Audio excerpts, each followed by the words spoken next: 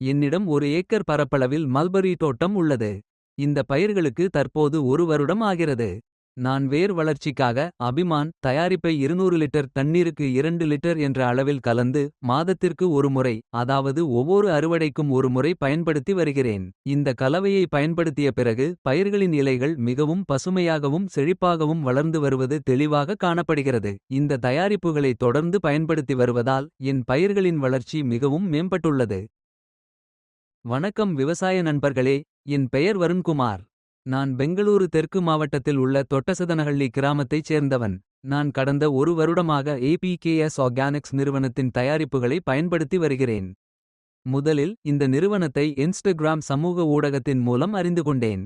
அதன் பிறகு தயாரிப்புகளை வாங்கி தொடர்ந்து பயன்படுத்தி வருகிறேன். முதலில் நான் வாழைப்பயிரில் அபிமான், ஆபக்ஸ் மற்றும் FL77 ஆகிய தயாரிப்புகளை பயன்படுத்தினேன். அதில் கிடைத்த நல்ல விளைவுகளால் தற்போது அதே தயாரிப்புகளை மல்பரி பயிருக்கும் பயன்படுத்த தொடங்கியுள்ளேன். என்னிடம் ஒரு ஏக்கர் பரப்பளவில் மல்பரி தோட்டம் உள்ளது.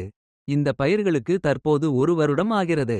நான் வேர் வளர்ச்சிக்காக அபிமான் தயாரிப்பை 200 லிட்டர் தண்ணீருக்கு 2 லிட்டர் என்ற அளவில் கலந்து மாதத்திற்கு ஒரு முறை, அதாவது ஒவ்வொரு அறுவடைக்கும் ஒரு முறை பயன்படுத்தி வருகிறேன். அதனுடன் FL77 தயாரிப்பையும் பயன்படுத்துகிறேன்.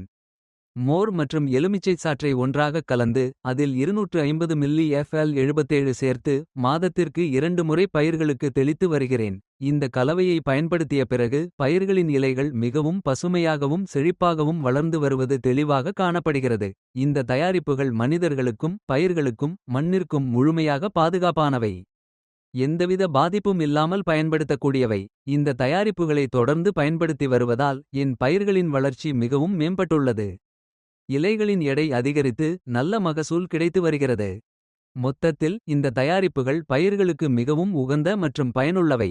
ஆகையால் விவசாய நண்பர்கள் அனைவரும் இவற்றை வாங்கி பயன்படுத்துமாறு நான் அன்புடன் கேட்டுக்கொள்கிறேன்.